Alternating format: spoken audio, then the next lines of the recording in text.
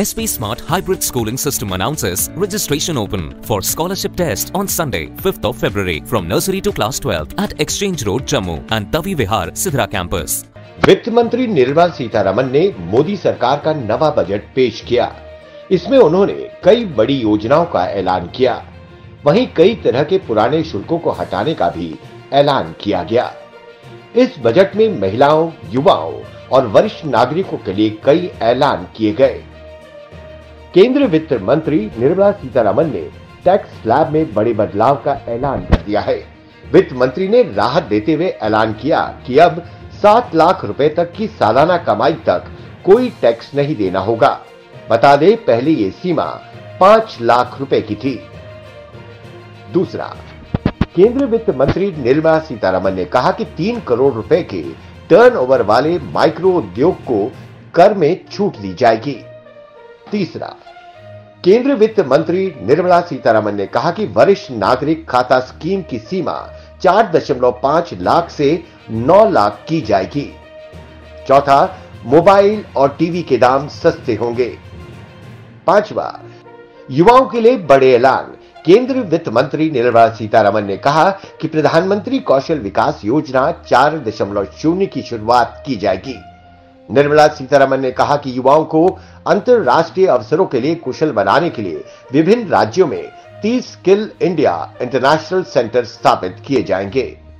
छठवां, महिला सम्मान बचत पत्र योजना की शुरुआत। केंद्रीय वित्त मंत्री निर्मला सीतारमण ने कहा कि महिला सम्मान बचत पत्र योजना शुरू होगी। इसमें महिलाओं को 2 लाख की बचत पर 7.5% का ब्याज मिलेगा। सातवां, ऊर्जा सुरक्षा के क्षेत्र में 35,000 करोड़ रुपए का निवेश। केंद्रीय वित्त मंत्री निर्मला सीतारमण ने कहा कि ऊर्जा सुरक्षा के क्षेत्र में 35,000 करोड़ रुपए का निवेश किया जाएगा। नवीनीकरण ऊर्जा क्षेत्र में 20,700 करोड़ रुपए का निवेश किया जाएगा। आठवां, प्रधानमंत्री आवास योजना पर फंड बढ़ाने का ऐलान। केंद्रीय वित्त मंत्री निर्मला सीतारमण ने कहा कि प्रधानमंत्री आवास योजना का परिव्यय को 66% बढ़ाकर 79,000 करोड़ किया जा रहा है। नवा, रेलवे को अब तक का सबसे बड़ा आवंटन। केंद्रीय वित्त मंत्री निर्मला सीतारमण ने कहा कि बजट में रेलवे के लिए 2.40 लाख करोड़ रुपए के पूंजीगत परिव्यय का प्रावधान किया गया है। यह अब तक का सबसे बड़ा आवंटन है। ये 2013-14 में दिए गए आवंटन से 9 गुना ज्यादा है। खाद्यान्न और बंदरगाहों को जोड़ने पर विशेष ध्यान दिया गया है। 50 अतिरिक्त एयरपोर्ट, हेलीपैड, वाटर एरोड्रोम का नवीनीकरण किया जाएगा ताकि क्षेत्रीय कनेक्टिविटी को बढ़ावा दिया जा सके। 10वां, जनजाति समूह के लिए PMP BTG विकास मिशन शुरू। वित्त मंत्री निर्मला सीतारमण ने कहा कि विशेष रूप से जनजाति समूह को सामाजिक आर्थिक स्थिति में सुधार के लिए PMP BTG विकास मिशन शुरू किया जाएगा ताकि PBTG बस्तियों की मूलभूत सुविधाएं दी जा सकें। अगले 3 साल में योजना को लागू करने के लिए 15,000 करोड़ उपलब्ध कराए जाएंगे। 11वां, 157 नए नर्सिंग कॉलेज स्थापित किए जाएंगे।